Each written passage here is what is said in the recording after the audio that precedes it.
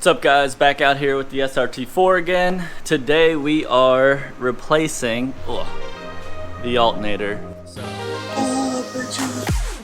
My name is Zach Ellis and welcome to my journey. I don't know where I'm going or how I'm going to get there, but I'm going to be tearing shit up every step of the way. Along with a few friends, of course. Honestly, I don't know what I'm doing. I'll be building, modifying, repairing, fabricating, and racing every chance I get. But if you enjoyed this content, don't forget to smash the subscribe button and of course, enjoy the video. So mine started making a crazy whiny noise. Honestly, like 2 months ago, at least a month ago, started making a weird whiny belt grindy noise. I wasn't sure what it was besides the fact that the voltage was low in the car. It dropped down to 11.6 volts at one point. No battery light or anything like that. And it did it 2 times about a month or 2 ago for an hour or 2. It stopped happening. No issues besides then. Until yesterday, I went to pick up some camera gear and the car was making the whining noise. It was like a 45-minute drive. But voltage was good. I was like, yeah, fuck it, let's go. We're driving down the highway. It dropped down to 11.7 volts, 11.8, 11.9. So definitely low, but I wasn't too worried about it. We get 5 minutes from where we're going. It drops down to 9 volts. I'm like, oh shit. We still have 45 minutes to go back and another half hour back to the garage. If I could maintain my RPMs around 3,000, it was floating up above between 11.2 and 12. And anything below 11.6 is when the battery light comes on, I think. Somewhere around there. Maybe it's 10 volts. But the battery light flicked on. I was able to get it charged back up. Turned the car off at the location, picked up everything I needed, headed back. The battery light was on and off once or twice in the first 10 minutes. And then by the time I got to the garage, the battery light was on and the car was only charging to 10.2 to 9.6, so it was dead. And it was still making that noise. I got into the garage and I let it idle, and over 20 minutes of idling, the voltage just slowly got lower and lower, which means I guess the alternator is just slowly dying, which I'm happy it was slow and not sudden. I was able to find a new one at, I think I got this at Advanced Auto. It was out the door $230, and it's like a $50 or $60 core charge, so it's like $180 at the end of the day. So I get the fun job of pulling this alternator out. I hear horror stories about it. Some people say you have to pull it through the top. You remove your valve cover, and in my case the strut tower bar, which I really don't want to do. Other people say you have to pull the passenger side axle. Also really don't want to do that. But then I've heard 1 or 2 people say, just through forums and stuff, that if you have a catless downpipe, you can pull it out through the bottom. I'm going to get it disconnected completely so it's just floating around in there.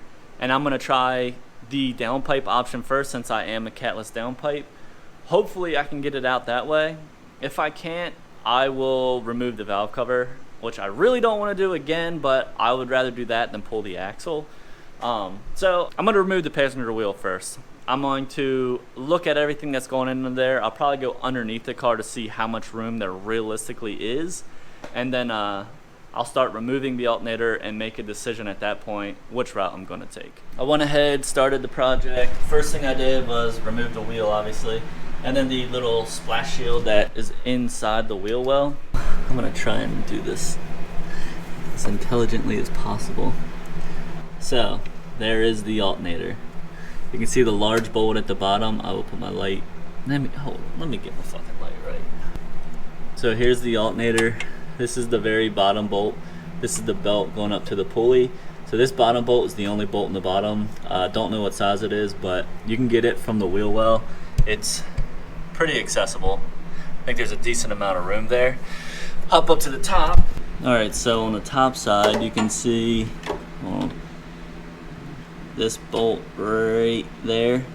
That bolt is one of the heat shield bolts, so you got to remove that. There's another one just inboard of it towards the motor you can't see because of the wire loom. So this is the bottom side looking up at the alternator. I know this isn't like the world's greatest view ever, but You can see that heat shield on the back side between the downpipe and the alternator. There's a bolt on the top bracket. You're gonna use this to remove the tension from the belt. Once you got those loosened, it's the one bolt on the back for the actual alternator cable. You get that removed, and then it's just the bottom bolt, and the whole alternator is gonna come off. One thing you have to remember though is to get the alternator belt off, which I'm gonna replace it today, you also have to, you have to remove the accessories belt before you can get the alternator belt off, because the alternator is running on the inside of the dampener when the accessories is on the exterior side of the dampener. So, not a big deal. You just relieve the tension with the tensioner, pop this belt off the main dampener pulley, and then this accessory belt, or the alternator belt, will come off. The alternator belt, it only spins the alternator, it's not spinning anything else. So my recommendation is, if you are replacing the alternator, you might as well replace the belts. I'm only doing the alternator belt because the accessory belt I just replaced like a year ago. They're like 20 bucks a piece, I believe, so pretty cheap, super simple job to do. So I'm going to go ahead, remove all that hardware, get the heat shield off, and I'll pick the camera back up when I think I need to share information with you again. So this little hole right here, there's one here and one on the inside. That's where the heat shield was bolted to. You can see it here, it's just a piece of aluminum foil. Fold the bitch out of the way. This bolt here, I think it was a 13 millimeter, is a tensioner. I backed it out pretty far, so it's loose. On the end of that tensioner is the front bolt here. So this bolt is the only thing that's kind of holding it in there. You can see the tip wiggling down there. So you want to get this from the top side. I got this from up here with a wrench. I used a wrench. These two I used a socket with a swivel, 10 millimeters.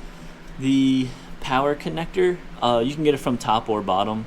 It's got a little clip. You pinch the sides, pull the cover off. It was a 14 millimeter, but my new one's a 13. And then there's a electrical connector up here at the top, which I just dropped it. Get it from the top side. On the top of it, you just got to squeeze the top and it slides off.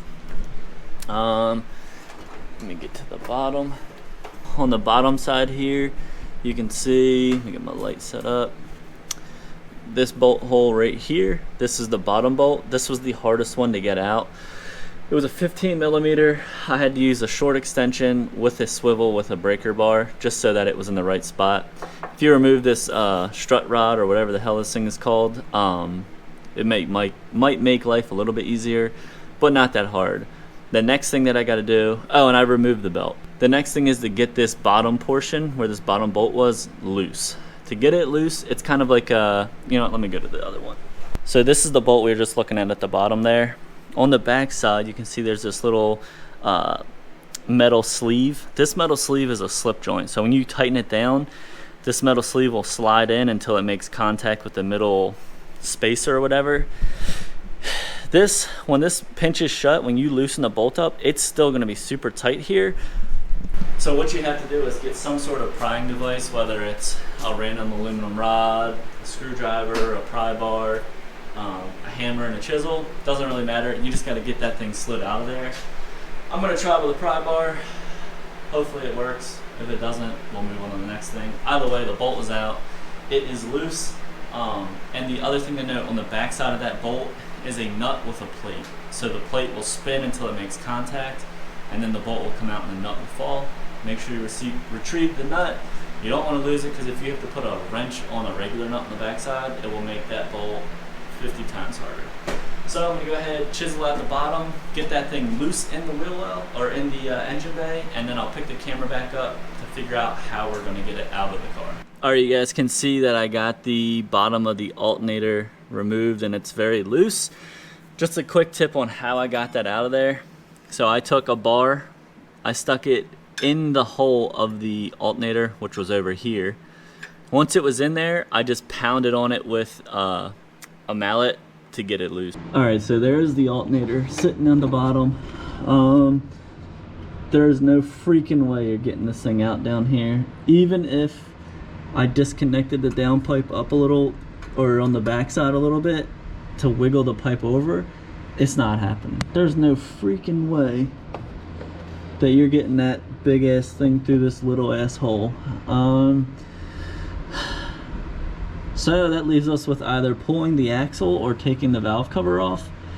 Honestly, I don't think the axle hole is big enough either. The alternator doesn't seem that big, but it's big as shit. So it's bigger than a softball. That leaves us with one option. So let me turn my light off here. Through the top side. So to get it through the top side, you've got to pull the coolant overflow tank off, which I think is 3 bolts, not a huge deal, and the hose. We'll pull that out, get it out of the way, and then we've got to pull the coil pack, spark plug wires off, got to pull all that off, and then the valve cover. Damn, really didn't want to pull the valve cover. Whatever, it has to happen. I guess the easiest thing to do now is just go ahead and pull it off. I'll update you guys once I get the valve cover off. I really do not want to pull the valve cover.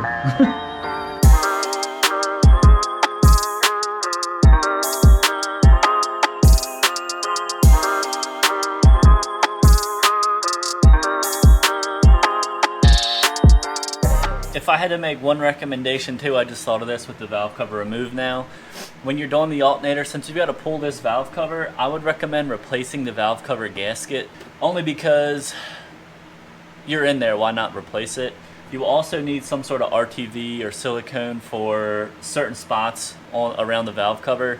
Again, not going to cover that in this video because I covered it in that last video, but it's just smart to replace it while you're in there.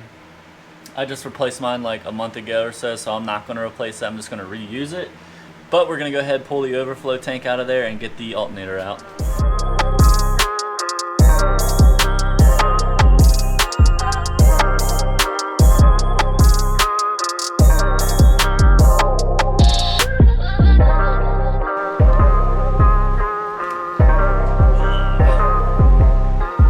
Alright, so we got it out of there.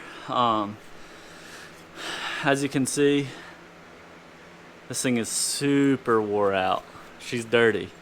And then you also saw that I put down rags on top of the valve cover.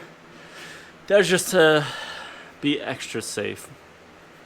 This valve cover is heavily oxidized and it leaves like a powdery, dusty substance. I wanted to mitigate getting any of that in there. And it was a tight fit, so it kind of touched the valve a little bit. Well, the cam a little bit. But we got it out of there. I'm going to throw the new starter in, throw the coolant overflow bottle in, and then I'll return the valve cover back on, tighten it down to spec, and then we'll get back into the actual installation of the alternator. Alright, so we've got the car completely reassembled. It is ready to start now. Some tips for getting it back together. So the hardest part of reassembling it was getting the alternator into place and getting the top bolt into it. I'm single out here. I don't have anybody helping me. The method that I use, I'll demonstrate real quick. First thing you need is a chair up top. I had to hold it from the top and then reach under. So, hopefully you get an idea. I had to hold it, I had to gorilla grip that mug on the top, then I had to put my hand under the bottom to support the bottom of it, like with my fingertip, and then I could finger in the top bolt. I got it kind of into position from the bottom, so I got the bottom bolt hole lined up. I got the bolt halfway in. That's where I went to the top and kind of finagled it in to get that bolt in. That's how I did it without removing the tension bolt completely, because it's like this long and you'd have to unscrew like 2 inches of threads to get it in there, but got it in there, all bolted up. Then getting the belt onto the pulley was kind of a pain in the ass because there's like a 1/8 inch clearance, so you gotta flip the belt sideways and slide it through. If you have a used belt, it's not going to be the hardest thing. A brand new belt's a little stiffer. Not impossible, but by the end of the project you're just pissed off at the world, so that thing just frustrates the living shit out of you. I got it in there. If I had 2 people, I probably would have put the belt in first, but solo bird, I made it work. Everything else is bolted up. I think we're good to go. I'm going to put my jump starter on there. So this is a Noco Boost Plus, the GB40. highly recommend it. This thing is Mac Daddy.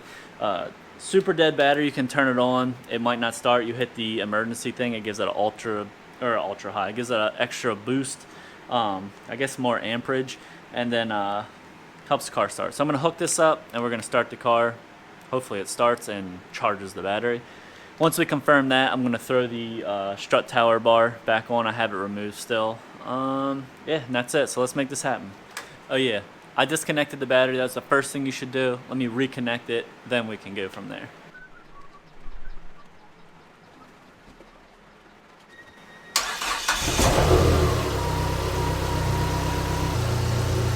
All right, it's running. The jumper's still hooked up. When I disconnected it before the new alternator, the car died. I'm gonna disconnect it. Hopefully the car stays running. The voltage meter is showing 13.9, so it should be good.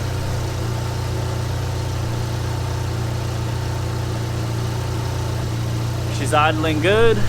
We'll go in here to the voltage meter. See it right there, 13.8, 13.9, which is what we want to see. Like I said before we replaced it, it was down to like 9.8, 9.9 volts, which is a bad alternator and a dead battery. So, punk ass fly. I'm gonna let this charge for a minute and then we'll wrap this video up. All right, so we got the car's alternator replaced. It is working the way it should. Voltage meter's reading 13.9, 13.8, something like that, which I need to run the voltage meter straight to the battery. It's running through the fuse box, so it's kind of a delayed reaction. Another thing that I wanted to note, when you're putting in the bottom bolt and you're tightening this, I talked about this little slip joint earlier. When you get this part will not be sticking out at all. It's gonna be flush, if not put in a little. So as you tighten it, I was noticing I was tightening it, it was a lot of resistance, and then it would go pop, and then it would be loose again. So it was slowly drawing in that pin. You're gonna wanna tighten it pretty tight. I don't know the torque spec. I'm sure you could probably Google it to find that out. But it's gonna pop 1 or 2 times at least before it seats all the way in there. But other than that, hopefully you guys got something out of this video. Pretty shitty job. It took me, let's see, 3 hours roughly, not quite. So yeah, not a super easy job, more of a pain in the ass because you have to remove the valve cover, and if yours is powder coated like mine, I don't want it to get chipped or anything, so kind of a bitch, whatever. Other than that, I hope you guys enjoyed it. Don't forget to like, comment, and subscribe to the channel, and I'll catch you guys in the next one.